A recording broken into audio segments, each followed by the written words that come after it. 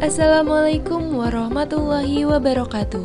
Halo teman-teman, kali ini kita akan belajar bersama terkait bab morfologi dan juga morfem. Apa sih itu morfologi dan morfem? Nah, ikutin terus ya videonya sampai habis biar kalian bisa memahami bab morfologi dan morfem. Kami dari kelompok 2 yang beranggotakan Kufita Rahman, Lutfi Aziz, Marandita Nur Hanifah, Naila Devi Hendriana, Tamara Kansa, dan saya sendiri Nurul Sofyana. Pengertian morfologi. Kata morfologi yang berasal dari Yunani ini terdiri dari kata morpho dan juga logos. Morpho berarti bentuk, logos berarti ilmu. Jadi dapat disimpulkan bahwa morfologi adalah ilmu yang mempelajari seluk-beluk kata atau bentuk kata serta pengaruh perubahan-perubahan bentuk kata terhadap makna dan juga kelas kata. Sedangkan morfem adalah satuan gramatikal terkecil yang mempunyai makna. Namun, tidak semua morfem memiliki makna filosofis. Morfem tidak bisa dibagi ke dalam bentuk bahasa yang lebih kecil lagi.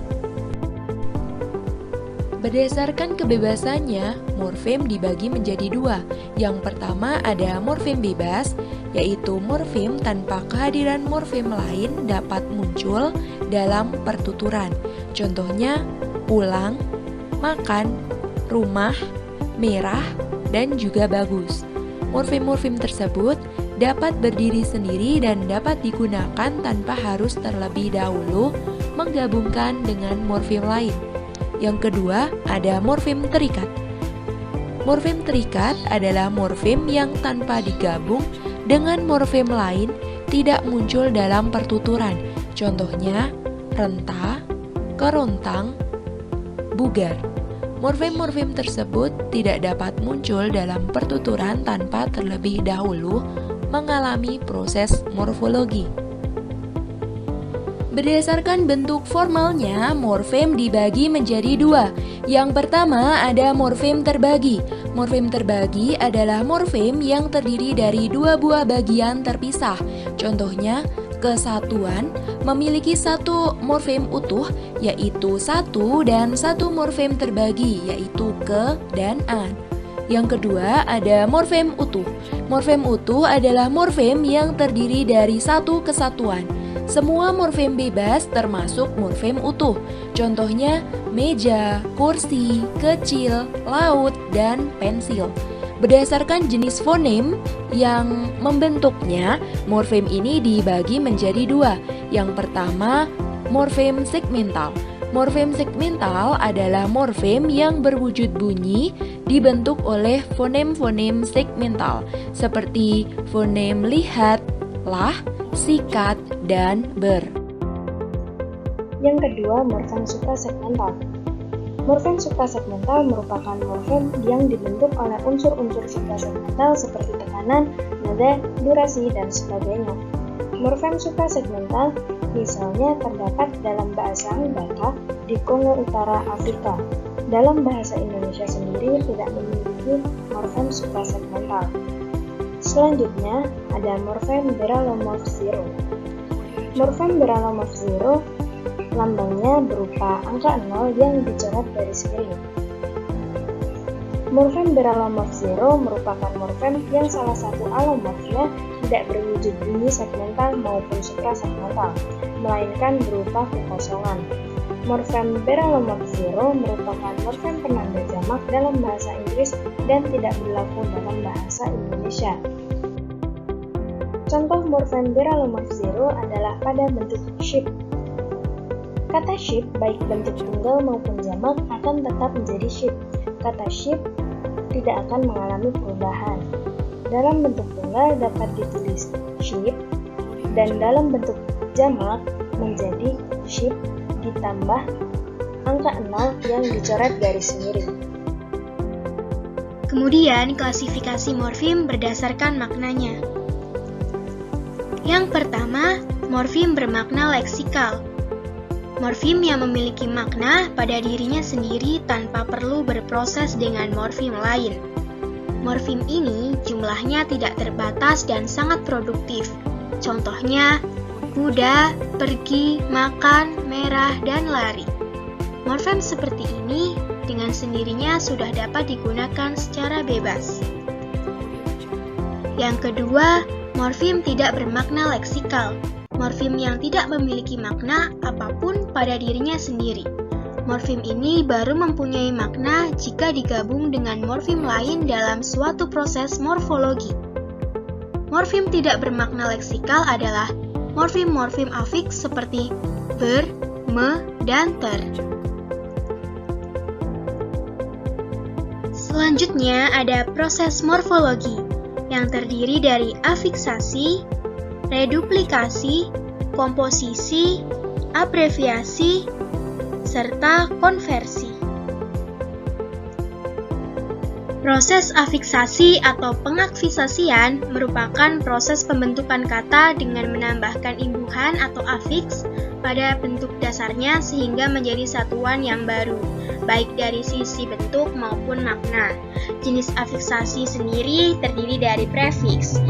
Prefiks merupakan imbuhan yang ditambahkan pada bagian awal sebuah kata dasar. Prefiks sering disebut sebagai awalan.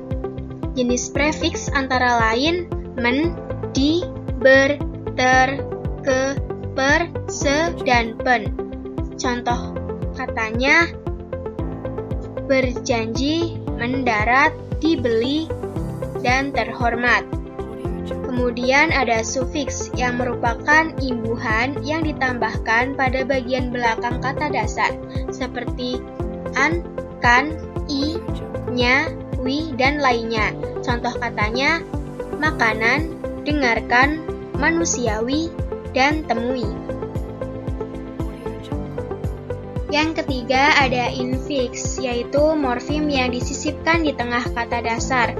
Contohnya kata tunjuk ditambah el menjadi telunjuk, kata gigi ditambah er menjadi gerigi, kata kilau ditambah em menjadi kemilau, dan kata kerja ditambah in menjadi kinerja.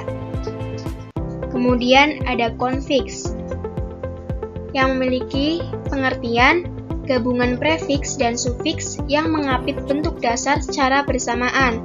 Contohnya kean, beran, peran, dan penan. Contoh katanya kerajaan, berkenalan, permainan, dan pengajaran. Selanjutnya ada simulfiks, yaitu dua imbuhan atau lebih yang ditambahkan pada kata dasar secara bertahap.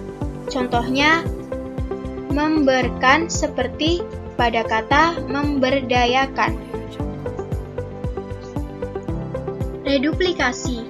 Reduplikasi adalah proses pembentukan kata melalui pengulangan bentuk dasarnya, baik sebagian maupun seluruhnya. Ada beberapa jenis reduplikasi. Yang pertama, reduplikasi utuh. Reduplikasi utuh atau dwilingga adalah pengulangan seluruh bentuk dasar suatu kata, termasuk kata yang berimbuhan. Misalnya, mobil-mobil mewah itu terparkir rapi di depan rumah Pak Bupati. Reduplikasi sebagian disebut juga dwipurwa, yaitu pengulangan pada suku awal sebuah kata. Misalnya, tetangga, leluhur, leluasa, dan lain-lain. Selanjutnya, reduplikasi berimbuhan. Jenis reduplikasi yang mendapat imbuhan baik pada kata pertama maupun kedua. Contohnya, bermain-main dan tarik-menarik. Kemudian, reduplikasi berubah bunyi, disebut juga dwilingga salin suara, yaitu pengulangan seluruh bentuk dasar yang salah satunya mengalami perubahan bentuk suara pada suatu fonem atau lebih. Contohnya, gerak-gerik dan sayur-mayur. Kemudian, reduplikasi semu.